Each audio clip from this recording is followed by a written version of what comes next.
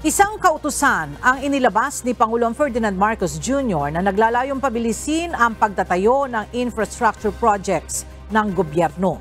Iniutos rin ni PBBM ang paglikha ng isang master list ng mga lupang pagmamay-ari ng Estado. Ang detalye sa ulat ni Nel Maribuhok. Iniutos ni Pangulong Ferdinand Marcos Jr. na streamline o pasimplihin ang proseso ng pagkuha ng mga permit para sa implementasyon ng infrastructure flagship projects ng pamahalaan.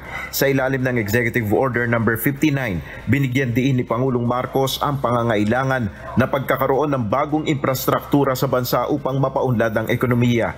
Kaya ayon sa Pangulo, kinakailangan pabilisin ang proseso sa pagkuha ng kinakailangan lisensya, clearances, permits, certifications o authorizations sa implementasyon ng infra projects. Aplikable ang EO 59 na ito sa lahat ng national government agencies, government-owned or controlled corporations at mga lokal na pamahalaan. Sa kasalukuyan, ayon kay Pangulong Marcos, aabot na sa 185 ang infra flagship projects na inaprubahan ng National Economic and Development Authority o NEDA.